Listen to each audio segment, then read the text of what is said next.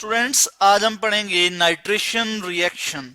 Nitration reaction क्या होते हैं कि जब ऑर्गेनिक कंपाउंड नाइट्रिक एसिड के साथ रिएक्ट करते हैं तो उनमें से एक हाइड्रोजन जो है वो रिप्लेस हो जाता है। ऑर्गेनिक कंपाउंड में हम एग्जांपल लेते हैं जी, यहाँ पे बेंजीन की। बेंजीन की जब हम नाइट्रेशन करते हैं, यानी क्या करते हैं कि जब क्या होता है, नाइट्रेशन किस तरह से होती है कि जब एक या एक से ज्यादा हाइड्रोजन एटम जो है वो बेंजीन रिंग से, यानी ये बेंजीन रिंग है, इस तरह से रिंग होता है, हर कार्नर जो है वो एक कार्बन को शो कर रहा है। यहाँ पे अल्टरनेट डबल बॉन्ड होंगे इस तरह से। और ये मैंने आपको देखा बेंजीन का स्ट्रक्चर। इसमें से जब एक हाइड्रोजन रिमूव होगा, एक या एक से ज्यादा हाइड्रोजन रिमूव होंगे और उधर जो है नाइट्रो ग्रुप लग जाएगा, जैसे NO2 nitro group, NO2 nitro group हम कहते हैं। जब नाइट्रो ग्रुप लग जाएगा तो हम कहेंगे कि क्या हुआ है जी, नाइट्रेशन हुई है।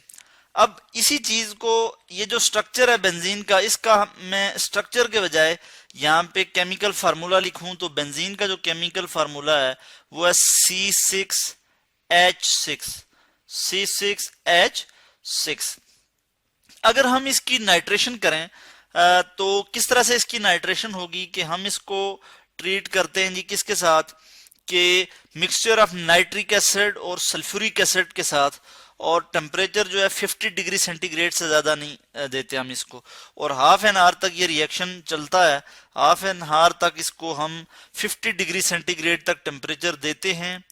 HNO3 नाइट्रिक एसिड, बेंजीन जो है लिक्विड स्टेट में होगी, लिक्विड फॉर्म में, और नाइट्रिक एसिड कंसंट्रेटेड होगा, और उसके बाद सल्फ्यूरिक एसिड भी होगा, मिक्सचर होगा सल्फ्यूरिक एसिड और नाइट्रिक एसिड का, और हम इसको हाफ एन आवर तक जो है ये रिएक्शन होगा, प्रोसीड होगा, और हमारे पास जो प्रोडक्ट आएगी वो क्या आएगी जी, प्रोडक्ट नाइट्रोबेंजीन। नाइट्रोबेंजीन यानी C6H5, एक H जो है वो रिप्लेस हो गया है, एक H क्या हो गया जी, रिप्लेस हो गया है, तो H5 लिखूंगा मैं, और उस H की जगह यहाँ पे NO2 आ गया है, NO2। तो ये क्या हो गया, नाइट्रोबेंजीन, और ये जो है लिक्विड स्टेट में मिलेगा आपको। इसके साथ वाटर भी निकलेगा, तो वाटर को मैं यहाँ नीचे करके लिख लूं H2O वाटर, और ये भी जो है लिक्विड फॉर्म में होगा वाटर। तो नाइट्रोबेंजीन हमारे पास आ गया कि जब हमने बेंजीन की नाइट्रेशन की, यानी नाइट्रिक एसिड और सल्फ्यूरिक एसिड के साथ ट्रीट किया, तो हमारे पास क्या आया, नाइट्रोबेंजीन।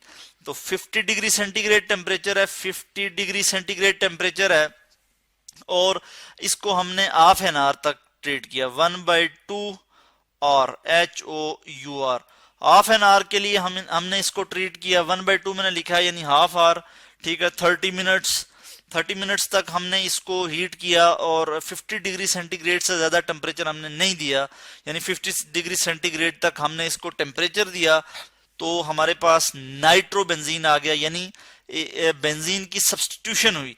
बेंजीन से एक हाइड्रोजन जो है वो निकला यहाँ पे, और यहाँ पे जो है उसकी जगह नाइट्रो ग्रुप आके अटैच हो गया। तो इस प्रोसेस को हम कहते हैं नाइट्रेशन रिएक्शन। और सल्फ्यूरिक एसिड को हमने क्यों नहीं यहाँ पे शो किया, H2SO4 को रिएक्शन में हमने इसको शो नहीं किया, कि सल्फ्यूरिक एसिड जो है ये एज अ कैटलिस्ट के तौर पे यूज हो रहा है, catalyst.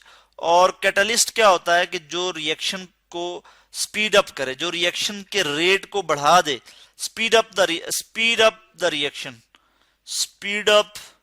Speed up the reaction की जो स्पीड है उसको बढ़ा देता है। खुद रिएक्शन में इन्वॉल्व नहीं होता, खुद जो है वो रिएक्शन में हिस्सा नहीं लेता। तो ऐसी केमिकल स्पीशी को हम कहते हैं कि वो कैटलिस्ट है जी।